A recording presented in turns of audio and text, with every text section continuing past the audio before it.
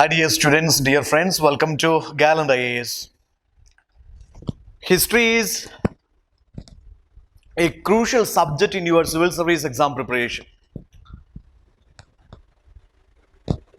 Something around 18 to 20 questions being asked from history in your prelims examination. In GS1 also, 120 marks questions would be asked from history and culture part. Now when it comes to history optional, it has the advantage like it has to a large extent it has overlapping with your prelims and your mains syllabus. History optional overlaps heavily with your prelims and your mains paper, GS1 paper. Okay, so here have a good understanding of the concepts in history and have an integrated strategy of preparing history.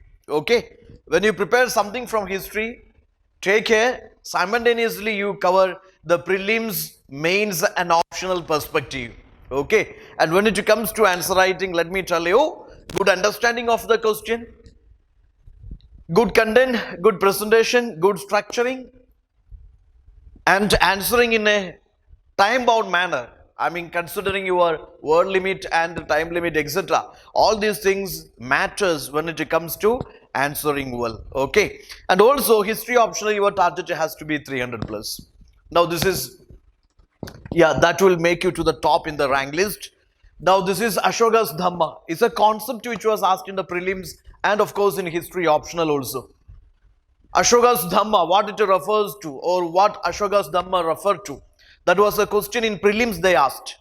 Now they can ask a question like this, different interpretations of Ashoka's Dhamma by different historians. So UPSC can ask a question like this, which one of the following is a valid observation about Ashoka's Dhamma? Or according to Romila Thapar, what is Ashoka's Dhamma? Or what Ashoka's Dhamma refer to? Okay, so historians' interpretations or observations about Ashoka's Dhamma, you should go for. That's very important for you.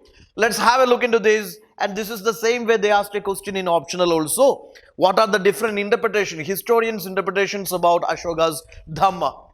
So Ashoka's Dhamma is something, Dhamma, or in Sanskrit it is Dharma. Dharma is something strictly adhering to, or Dhamma is something, let me tell you, that is way of life, or it is a code of conduct. You can call it anything. Let's have a look into Ashoka's Dhamma. Ashoka's Dhamma, different interpretations by different historians. It is an ethical code. Ashoka's Dhamma is an ethical code. It is an observation by Nilakanta Shastri. Nilakanta Shastri, according to him, this is an ethical code. Ashoka's Dhamma is an ethical code. Okay, it is guiding principle of social behavior. See the beauty. It is the guiding principle of the social behavior, or its basic aim is social harmony. Basic aim is social harmony or integration. Integration among these or harmony among these various religious sects. Okay, so it is a social behavior. It's a guiding principle of the social behavior, or it aims at bringing social harmony and integration among the various religious sects. That is the observation of Nilakanta Shastri. Dhamma is an ethical code. Then according to Romila Thapar, it is an administrative tool. Okay, Romila Thapar's observation is like, this is an administrative tool, or this is an ideological. This is an ideological tool by Ashoka. Okay, this is for consolidation. According to Romila Thapar, Dhamma was his ideological tool or administrative tool for political consolidation. It is for political consolidation of his nation, or this is for integrating his huge empire.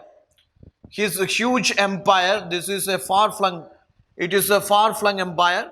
So this is without war and violence. He wanted integration of his nation, consolidation of his nation. Also, he wanted to establish his sovereignty over the people of his states and outside India also. Okay, that's why for him, yes, Dhamma was his administrative tool, or it is an ideological tool for political consolidation.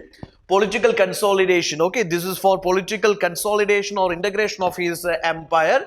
Okay, that is through social harmony and through integration of various religious sects. That is Romila Thapar's observation about Dhamma.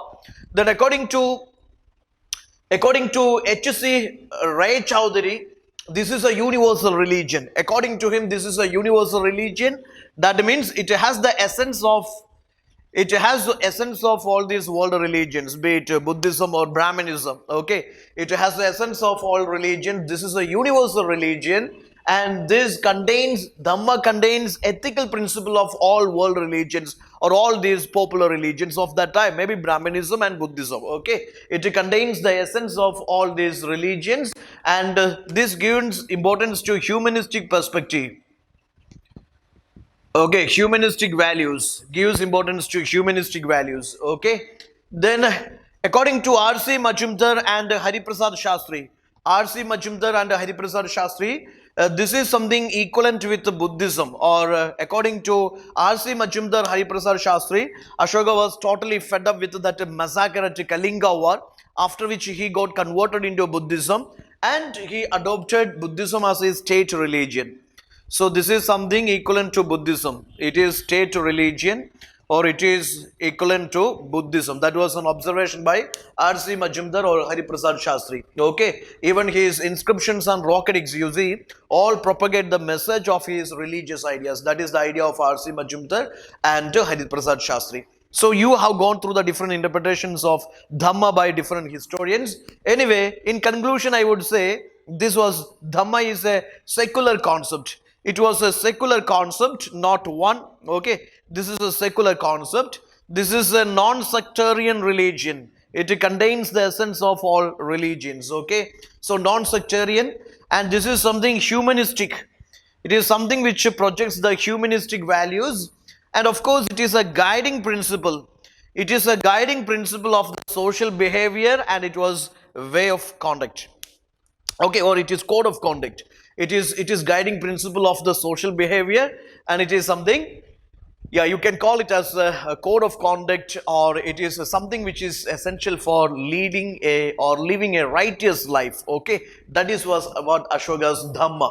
So these interpretations you go through is equally important for your mains answering and for your prelim study of this Dhamma. Okay, that's it. Just go on watching the series and just cover the core topics. Definitely it will help you in prelims and in your mains preparation and optional also. And please do subscribe our channel for more videos and for more contents in your prelims mains preparation. Okay, all the best. Thank you.